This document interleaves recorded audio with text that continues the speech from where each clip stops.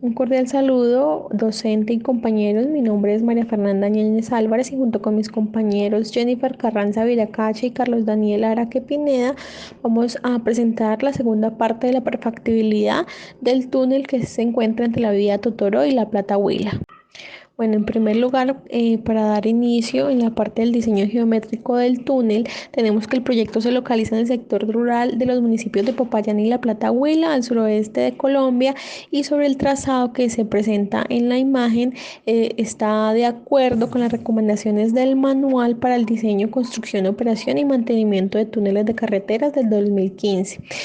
Para este proyecto se le asignó una velocidad de 60 kilómetros por hora, teniendo en cuenta los tramos homogéneos que se presentan en el sector.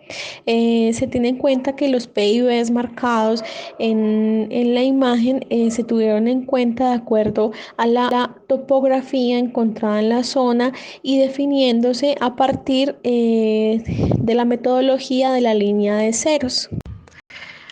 Parte de las configuraciones que se deben tener en cuenta para el diseño geométrico es el radio mínimo de curvatura que se van a emplear entre los P y Bs, la cual lo más recomendable es hacer curvas espiral, círculo, espiral, las cuales están compuestas por una espiral de entrada, una curvatura circular y una espiral de salida. Para esta definición del radio mínimo de curvatura se debe tener en cuenta unos parámetros o se debe tener la definición de la sección transversal del túnel, en el cual se deben, para poderlo formular, se tiene en cuenta la distancia de seguridad,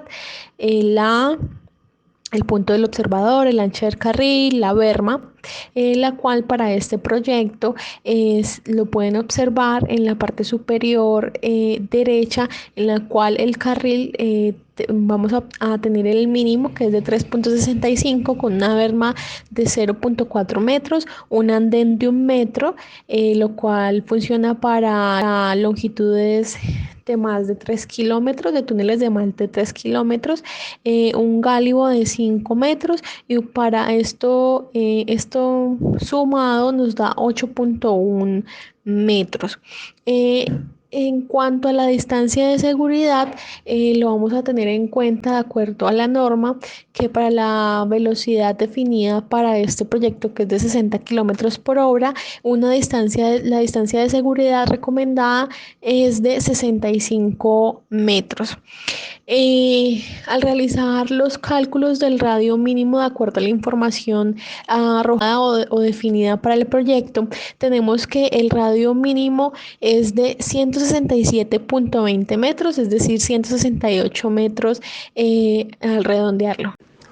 Con respecto a las definiciones de la sección transversal del túnel, y como lo habíamos mencionado antes, de acuerdo con el manual y de la ley 105 de 1993 de Colombia, se especifica que el ancho del carril en las vías nacionales debe ser de 3.65 metros, y por esta razón para el túnel se asume este ancho. El gálibo debe ser del mínimo 5 metros, el ancho del andén para los túneles mayores a 3 kilómetros es mínimo de 1 metro, y el ancho de la berma para este caso estamos tomando 0.40 metros. Y con esta información se construye pues la sección transversal, el dibujo de la sección transversal, la cual se encuentra en la parte izquierda de la imagen. Y en cuanto a los nichos de parqueo, estos permiten el estacionamiento temporal de los vehículos que se averíen o dentro del túnel se varen o le suceda algo dentro del túnel. Estos se deben localizar aproximadamente a una distancia máxima de 1 kilómetro del portal, y con una separación máxima a cada costado de 1 kilómetro también entre ellas. Este se debe ubicar lo más simétricamente posible dentro de los portales, y cuando hay tráfico bidireccional se debe ubicar de forma intercalada respetando la distancia máxima del kilómetro. kilómetro. Esta longitud debe ser mínimo de 40 metros sin contar el muro deflector de la transición, en donde la longitud es mayor a 4 metros en la entrada y mayor a 8 metros en la salida. Y en la parte derecha de la slide se puede observar la planta del nicho de parqueo y la sección transversal con el nicho de parqueo. En cuanto a los nichos de emergencia, estos son sistemas estándar equipados para el uso en caso de emergencias y tienen las dimensiones de la parte de la slide izquierda, la cual son esquemas tomados del Manual de Diseño de Construcción, Operación y Mantenimiento de túneles de carretera en Colombia. Y en la parte inferior izquierda se puede observar el abscisado donde se encontrarán localizados los nichos de emergencia para el túnel. En cuanto a los nichos de control de incendios, estos se localizan cada 250 metros y deben contar con los hidrantos en las zonas de los portales. El conjunto de gabinetes más manguera debe estar ubicado a máximo cada 50 metros. En la parte derecha del slide se puede observar el esquema, cómo deben de estar instalados los nichos de control de incendios en planta, la cual también son tomadas del Manual de Diseño, Construcción, Operación y Mantenimiento de los túneles de carretera para Colombia. En cuanto a los nichos de los equipos eléctricos, estos hacen parte pues, del sistema eléctrico del túnel y albergan las subestaciones eléctricas para el suministro de potencia del túnel, y estos deben tener acceso con puertas. En la slide se puede observar el esquema de este tipo de nichos. Bueno, y en esa siguiente slide se puede evidenciar el diseño ya geométrico del túnel referenciado al eje y considerando el radio de curvatura y la longitud de seguridad, y teniendo en cuenta que en los inicios de los portales, al inicio de cada túnel y al final de cada túnel, se debe considerar también una curvatura y no tener visibilidad completa de un lado al otro, tal como está en el diseño expuesto en planta en esta slide. Muchas gracias. Cordial saludo, mi nombre es Jennifer Carranza y continuamos con la descripción geológica. Durante el primer tramo de intervención para el túnel, encontramos suelos rocosos. Estas rocas tienden a ser la mayoría metamórficas, y dentro de las metamórficas encontramos unos esquistos cloríticos, los cuales son de color gris verdoso, de grano fino, con estructura esquistosa y foliación bien desarrollada. Están compuestos por un 80% en clorita, un 15% en plagioclasa y un 5% en pirita diseminada. La plagioclasa es anhedral, de color blanca con alteración de sericita, y la clorita es de color gris verdoso. Se representan en cristales de forma subedral y anhedral y están orientados generalmente. Localmente, los esquistos cloríticos se reconocen segregaciones de sílice y calcita, las cuales forman pequeñas estructuras de boundinage, paralelas a los planos de foliación con espesores de 2 a 10 centímetros. Las segregaciones de sílice son de color blanco, con formas irregulares y discontinuas. Los budines de calcita son de color blanco, algunos están manchados por óxidos de hierro y son discontinuos. En este corredor del tramo kilómetro 1 al kilómetro 2 se encontraron afloramientos de esquistos cloríticos y sericíticos, localizados al noroeste del municipio de La Plata, sobre la carretera que conduce a Guadualejo, entre la vereda de Vitelma y el sector del Puente Juntas, cerca de la desembocadura del río Negro en el río Páez. Los esquistos cloríticos y sericíticos se encuentran intercalados, mientras que en algunos sectores dominan los esquistos cloríticos, como en el primer tramo. En este tramo dominan los sericíticos. En la vereda Vitelma se encuentra un afloramiento de 150 metros de longitud, donde se observa una interposición de esquistos sericíticos y esquistos verdes. Los esquistos cloríticos se presentan en bandas gruesas, débilmente meteorizados, de color verde amarillo oscuro, con estructura esquistosa y foliación penetrativa. Con fisilidad en algunas bandas, la cristalidad es alta y su aspecto masivo. Estos esquistos son predominantes hacia el noroeste, en el sector de Puente Juntas. Presentan bandas de cuarzo concordantes con la foliación y en algunos sectores venillas que la cortan. En este tramo del kilómetro 2 al kilómetro 5, las predominantes son las rocas metamórficas. Estas se encuentran en bandas de espesores que varían entre pocos metros hasta varios kilómetros y se caracterizan por estar deformadas, con replegamientos y crenulaciones. Las filitas negras son de grano muy fino, con foliación bien definida y partición en lajas paralelas, de alta fisilidad, baja competencia y con superficies sedosas. Presentan abundante contenido de materia orgánica, por lo que son untuosas al tacto.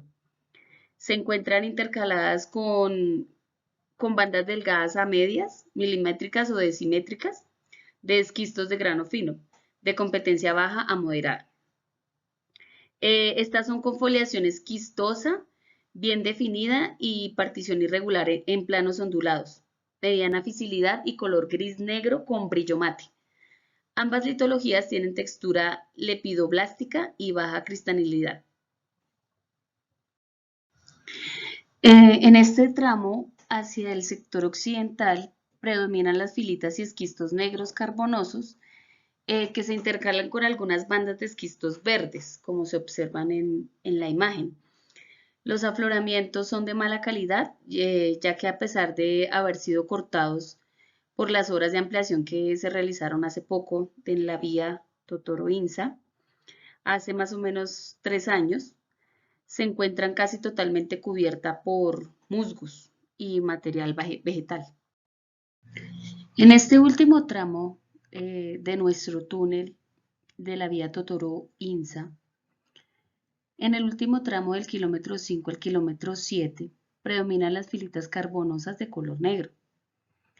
Como se observa en la imagen, estas carbonosas presentan una foliación bien definida y una partición en planos rectos y paralelos.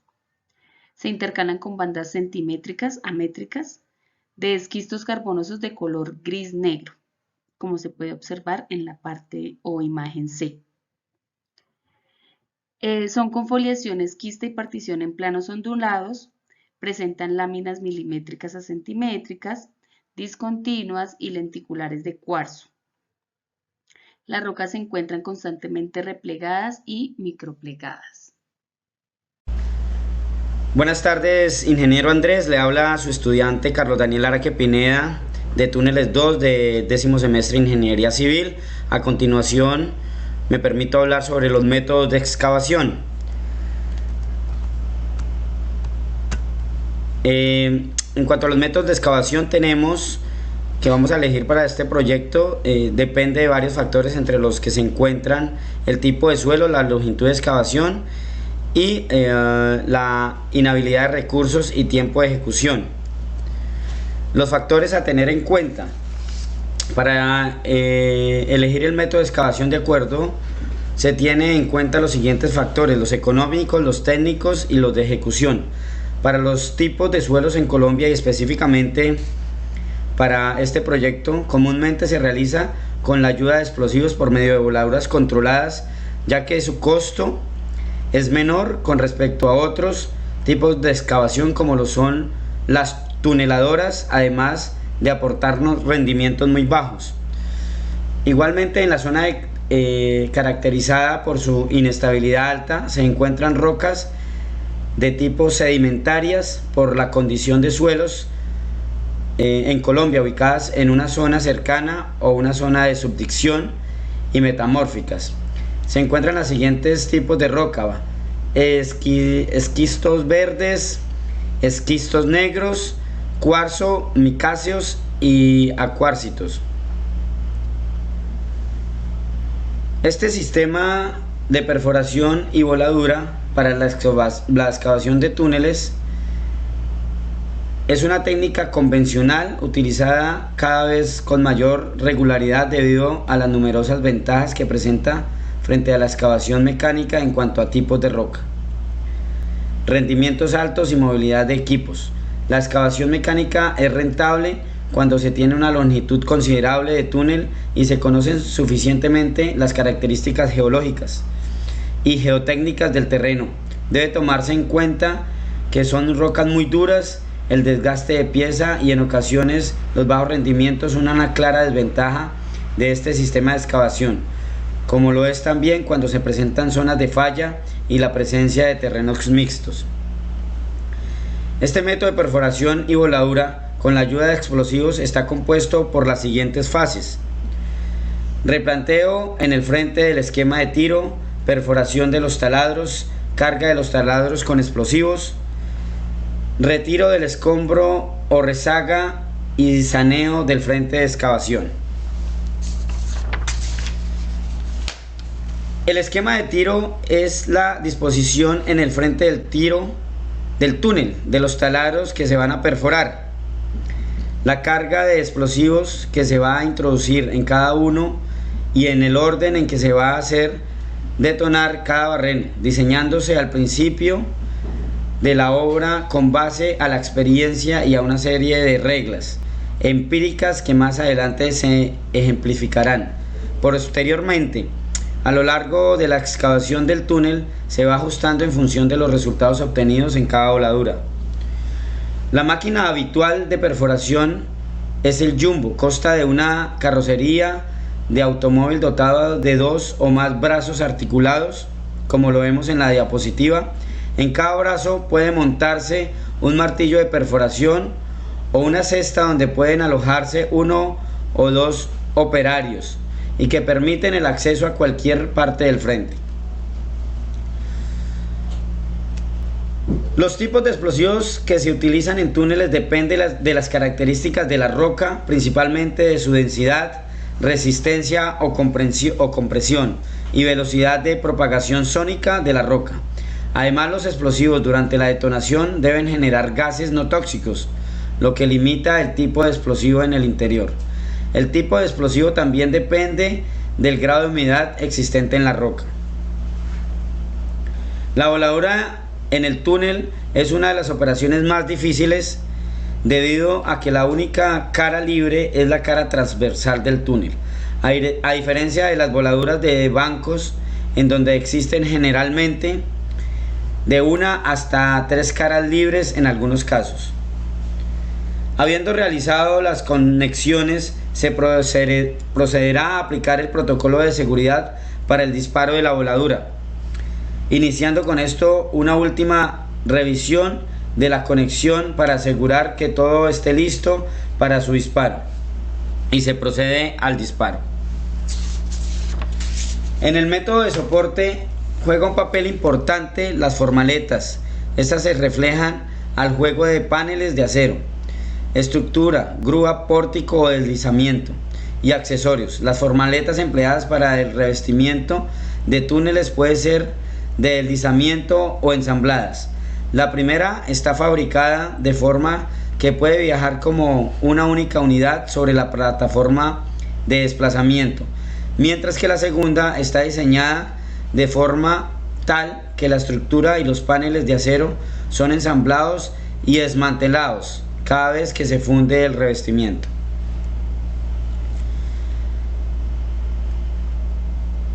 Las formaletas tienen que proporcionar la resistencia y la seguridad adecuadas para absorber las cargas aplicadas durante la colocación del concreto hidráulico. Este deberá quedar fundido de acuerdo a las formas, líneas y dimensiones de los diseños, proporcionando la calidad y brindando las condiciones necesarias para garantizar la facilidad y calidad de los trabajos. El concreto lanzado es concebido como un elemento soporte y se va colocando de manera tal que pueda adherirse con facilidad a la superficie del contorno de la excavación del túnel. La resistencia temprana, característica de este elemento, se lanza por medio de acelerantes junto con otros aditivos y constituye uno de los elementos a tener en cuenta durante el diseño. El diseño de este tipo de elementos, al igual que cualquier medida de soporte, debe estar encaminado a solucionar un problema de estabilidad específico: control de uñas, homogeneización del terreno, desplazamientos por corte a lo largo de discontinuidades. Los pernos, en su forma más simple y ampliamente difundidas en el país, son elementos soportes que están compuestos especialmente por una varilla de acero corrugada, como vemos en la diapositiva, que se inserta en el hueco perforado para tal fin, un elemento de anclaje que permite integrar la varilla en el terreno, una cabeza compuesta por una platina y una tuerca que integra el perno al sistema y permite el desarrollo de las propiedades mecánicas. Existe una amplia variedad de tipos de pernos autoperforantes, de fricción, swayers, etc., con ventajas y desventajas enfocados a funciones específicas dentro del sistema soporte. El diseñador es libre de este tipo de pernos que considere adecuado. El diseño debe incluir el tipo de perno, longitud y orientación de instalación. Por último, es necesario diseñar los arcos metálicos y reticularlos con base en las condiciones del terreno, el efecto esperado y el método constructivo y la eficiencia económica. Teniendo en cuenta que los arcos son elementos de soporte que se ajustan contra las superficies del túnel excavado, las especificaciones de construcción deben exigir que dicho elemento haga contacto con el terreno para contribuir con la estabilización de la excavación hasta que la resistencia del concreto lanzado se desarrolle completamente. Cabe resaltar que este tipo de elementos proporciona resistencia inmediata en contraste con el concreto lanzado de los pernos, los cuales desarrollan una resistencia con el tiempo. Teniendo en cuenta los aspectos mencionados, el diseño tiene que suministrar aspectos como dimensiones, materiales, forma de esparcimiento. Dado que por lo general los arcos, sechas se usan en combinación con el concreto lanzado y los pernos, es obligatorio evaluar la compatibilidad de deformaciones de la combinación de estos elementos soportes. Gracias, ingeniero.